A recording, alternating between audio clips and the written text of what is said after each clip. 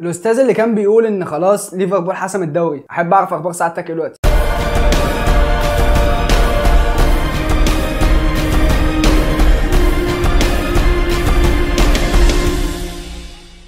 نصايح الجولة 26. طبعا لازم تكون عارف ان الحلقة دي ليها جزء تاني، لاننا في الحلقة دي هنتكلم عن الماتشات، وفي الجزء التاني هنتكلم عن نصايح الكابتنة والدريم تيم المتوقع. لكن قبل ما نخش في نصايحنا عايز اتكلم في نقطة مهمة. دلوقتي الحمد لله احنا فاضل لنا 60 او 70 سبسكرايبر، وباذن الله نوصل لاول 1000 سبسكرايبر في القناة.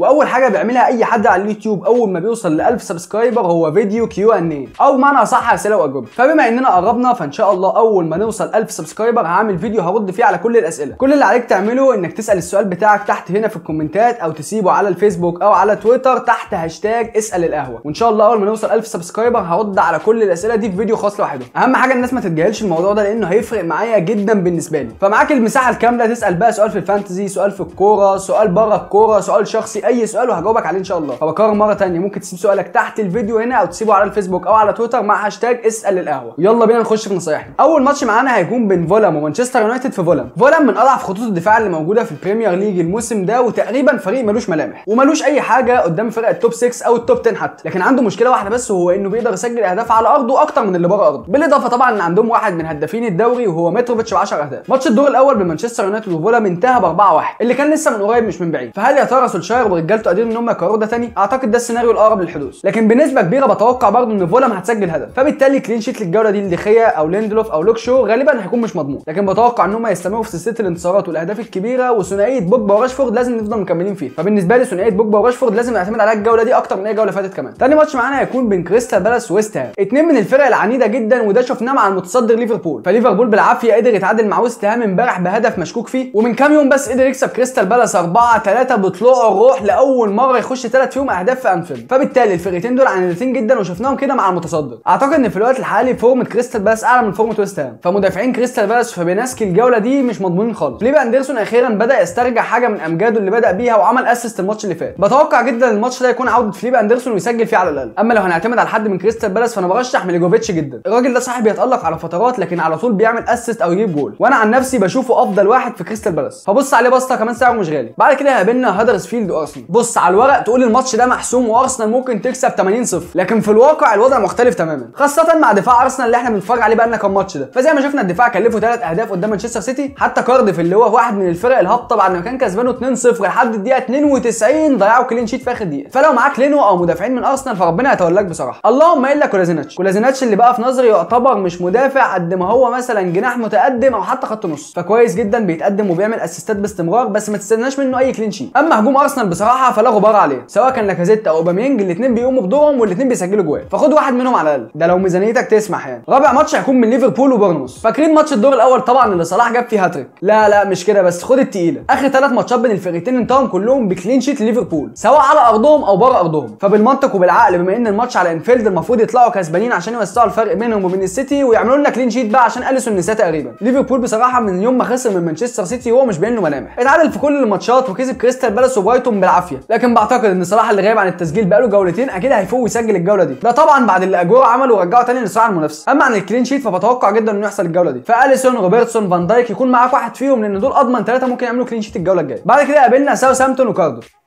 الشاي خلص. انا كنت جايب كوبايه الشاي دي مخصوص عشان اقول لما هيقابلنا ساوثهامبتون وكارديف اشرب بقه واعديه، على اساس انه ماتش ملوش لازمه ومش هتكلم فيه يعني، بس للاسف خلصتها قبل ما اجي الماتش. بصراحه ساوثهامبتون عندها عشوائيه كبيره قوي، يعني مفيش واحد على العين ممكن نركز عليه، كل جوله تلاقي واحد جاب جول وواحد عمل اسيست ومفيش اتفاق على حد معين. فبصراحه الماتش ده ما اقدرش افيدك فيه في اي حاجه. نخش على اللي بعده بقى، واتفورد وايفرتون. ايفرتون بصراحه مستوى زي الزفت. طبعا لازم تبقى واخد بالك ان الحلقه دي بتتسجل قبل ماتش مانشستر سيتي وايفرتون، فمش عارف ايفرتون عملت ايه في الماتش ده، لكن اتوقع برضه ان المستوى ما اتغيرش، هو نفس الزفت. من ايفرتون من زمان مفيش حد براهن عليه غير ريتشارلسون. بصراحه الراجل كان غاب على التسجيل بقاله 4 جولات، الحمد لله رجع افتكر الجوله اللي فاتت ونسى الجوله دي، بس والله لو عمل حاجه قدام السيتي يبقى زي الفل. اما واتفورد بقى فما فيهاش حد تجيبه تقريبا، والله العظيم زي ما بقول لك كده. استنى احسب معايا، عندك دوكوري وبيريرا وساكسس مصابين، وديني ودوليفاو بقى لهم تقريبا 4 جولات ناسين الكوره، لا بيعملوا اسيست ولا بيجيبوا جول، فالمفروض اقول لك هات مين منها يعني. بصراحه اضمن واحد في واتفورد من وجهه نظري هو فوستر، على الرغم ان الماتش الجاي ممكن يطلع مش عامل كلين شيت ولا حاجه، الا ان فوستر بيعمل تصديات كتير جدا، والماتش اللي فات فوستر قدر انه هو يكون اكتر حارس في تاريخ البريمير ليج عمل التصديات بعد ما كسر رقم بيتر تشيك. بصراحه حارس كويس جدا، ولو في فرقه كبيره كان زماننا شفنا منه اكتر من كده، لكن فعلا ما بشوفش في واتفورد حد غير فوست. بعد كده قابلنا برايتون وبيرنلي. لو جينا نبص على بيرنلي هتلاقي ان هي على ارضها بتلعب اضعف ما بتلعب بره ارضها، وده مؤشر كويس جدا لان الماتش ده بره ارضها. فلو عينك جت على حد من بيرنلي ممكن تبص على بارنس بتاع بيرنلي مش بتاع ليستر. بارنس ماشي بقاله جولتين الله ينور بصراحه، اجوال تلاقي واسيستات تلاقي، وكمان سعره رخيص 5.6 بس، فخيار كويس جدا حتى لو هتعرض على الدكه. اما بقى برايتون فهي دي اهم فرقه لازم نتكلم عليها الجوله دي. ماتشاتها الجايه نسبيا مستريحه ولاعيبتها مش غالي قوي، فخد منهم زي ما انت عايز. ففي الدفاع مثلا هتلاقي دافي بيتقدم كتير وبيعمل اسيستات فبص عليه عشان ماتشاته سهله. في الهجوم هتلاقي واحد زي مواري سعره رخيص وممكن تعامله معامله بارنس برضه لو قعدته احتياطي، وان كنت اشك ان مواري الفتره الجايه هنشوف منه كتير. لكن اللي جاي اتكلم عليه بصراحه هو جروس مش بتاع الزمالك، لا جروس نسبه امتلاكه قليله جدا على الرغم انه لاعب كويس جدا، فقدر في الجولات اللي فاتت يجيب 55 نقطه بالرغم انه ما شاركش في كل الماتشات وبالرغم انه بيلعب في فرقه زي برايتون. مش بس كده لا كمان سعره 6.7، فاعتقد ان جروس لازم نبص عليه الفتره الجايه لان ماتشاته فعلا مستريحه. توتنهام وليستر سيتي. توتنهام هي اكتر فرقه خبيثه في الدوري، عامله بالظبط زي صاحبك اللي يقعد يقول لك انا ما اعرفش اي حاجه ومش مذاكر حاجه واسقط ويرتب على الدفعه، في وقت ما سيتي وليفربول قاعدين بيتخانقوا على اللقب فوق، ويونايتد وتشيلسي وارسنال بيتخانقوا على المركز الرابع تحت، هم بقى مستقرين في المركز الثالث وقاعدين بيلموا نقط على الهادي وبكل روقان. لا هم بيصارعوا على اللقب مع اللي فوق ولا بيصارعوا على المركز الرابع عشان يلحقوا مقعد في دوري الابطال مع اللي تحت. ومش عارف ليه حاسس كده ان بوتشيتينو هيغفلنا فجاه ونلاقي السيتي بطل الدوري وتوتنهام الثاني، والله العظيم مش بعيد وكلوب توقع منه اي حاجه. ليستر بصراحه ماتشاتها اللي فاتت كلها زي الزفت من بعد ما كسبت مانشستر سيتي وهي مش مصدقه نفسها تقريبا، واخر ماتش اليوم قدام اليونايتد خسروا 1-0 على ملعبهم. لو هنتكلم على حد من توتنهام فما ينفعش اعدي من غير ما اتكلم على سون. ايه يا ابني العظمه دي؟ خذلني الجوله اللي فاتت بصراحه، وقعدت اقول هو لسه راجع من كاس اسيا وعنده اجهاد ومش هيلعب الماتش اللي بعده ومش هيجيب جول، لا جاب جول ولعب كمان، كان شكلي وحش قوي. سون بصراحه كويس جدا وبيسجل في كل الفرق سواء كبيره او صغيره، وكمان في حاجه في سون مش عارف هي ميزه ولا عيب، هي ممكن تكون عيب بالنسبه للاداء التكتيكي في الملعب لكن لينا كمدربين فانتزي هي ميزه جدا. الحاجه دي ان سون اناني شويه، مش شويه هو اناني جدا بصراحه، ودي حاجه كويسه جدا فبالتالي هتضمن منه جوال اكتر من اسيستات، فبص على سون كتير الفتره الجايه. تاني لاعب بقى وهو لورينتي. مش سهل خالص انك بين يوم وليله بعد ما كنت بتقعد دكه وبتنزل اخر 10 دقايق انك تقعد مكان الامير هاري كين، لدرجه ان الراجل ما صدقش نفسه في اول ماتش جاب جول في نفسه. بس بصراحه انا شايف ان لورينتي الفتره الجايه لازم نبدا نبص عليه، خاصه وانك صعب جدا انك تجيب مهاجم اساسي من التوب 6 ب 5.7 بس، وكمان نسبه امتلاكه 2.7، فبالتالي لو عمل حاجه هيعليك في رانك جدا لانه مش مملوك بنسبه كبيره، على عكس اجويرو مثلا اللي كان 3/4 الفانزي مكابتنه فبالتالي رانك كان عالي جدا والافريج كان عالي جدا. فبص على لورينتي الفتره الجايه. خش لي بقى على قمه الجوله سيتي وتشيلسي. في سيتي بص لازم تبقى عارف برضه اني بسجل الحلقه دي قبل ماتش سيتي وايفرتون، فمش عارف ايه التغييرات اللي حصلت ومين اللعيبه اللي لعبت ومين اللعيبه اللي ما لعبتش، فانا بتكلم بناء على ماتش السيتي اللي فات. بص مبدئيا خلينا فاكرين ماتش الدور الاول واللي انتهى 2-0 لتشيلسي في ستانفورد بريدج، بس من وجهه نظري اعتقد ان الماتش ده مفيش فيه كلين شيت. طبعا بتكلم عن السيتي لان كده كده اساسا تشيلسي مش هيعمل كلين شيت، دي حاجه احنا متفقين عليها يعني. ما هو الفريق اللي يشيل قدام بورنموث 4 السيتي تعمل فيه ايه؟ بس برضه دفاع السيتي عليه علامات استفهام كتير قدام الفرق الصغيره وقدام الفرق الكبيره، وده شفناه في ماتش ارسنال والكرات الثابته بيعانوا منها ازاي. فبصراحه الكلين شيت للسيتي مش متوقع خالص. اعتقد بما ان اجويرو لعب الجوله اللي فاتت وجاب هاتريك فاعتقد بنسبه كبيره خيسوس هيلعب ماتش ايفرتون واجويرو هيلعب قدام تشيلسي، وسانيه اللي شايل ناس كتير كانوا مكابتنينه وبعتقد برضه انه هيبدا اساسي قدام تشيلسي. بس مش دي المفاجاه بقى، خد التقيله، هيجوايين هيسجل قدام السيتي. اشتري مني بقى واسمع مني. طبعا مفيش اختلاف على هازارد، الراجل لقى نفسه بقى له جولتين فما تمشيهوش، لكن مش عارف ليه في حاجه فعلا بتقول لي ان هيجوايين فعلا هيسجل قدام السيتي، فبص عليه. بص واخر ماتش هيكون بين ولفرهامبتون ونيوكاسل. كل اللي اقدر اقوله لك ان انت لو مش معاك خيمينيز فانت فايتك كتير قوي، صعب جدا تجيب لعيب من فرق متوسطه زي دي ويكون بيلعب بالاداء والروح ده، فحاول تبص عليه برضه. اما لو عايز خط وسط رخيص بيجيب اجوال وبيعمل اسيستات فبصراحه مش شايف احسن من موتينيو، ماشي بقى له 4 جولات لوز الجوز. وبكده اكون خلص حلقه النهارده واللي اتكلمنا فيها عن كل ماتشات الجوله 26. فما تنساش لو انت مش عامل اشتراك في القناه تنزل تعمل سبسكرايب من تحت او من هنا، ولو ما شفتش الحلقات اللي فاتت هتلاقيها هنا او هنا. لو عايز تتابع كل الاكونتات على السوشيال ميديا هتلاقيها هنا او تحت في الديسكربشن. لو عايز تدخل دوري القهوه هتلاقي الكود هنا او تحت في الديسكربشن. ولو عايز تسال سؤال اجاوبك عليه في حلقه الاسئله سيبه تحت الفيديو او على تويتر مع هاشتاج اسال القهوه او في لينك البوست اللي هسيبه لك تحت الفيديو، وحاسب على مشاريبك قبل ما تمشي. سلام عليكم.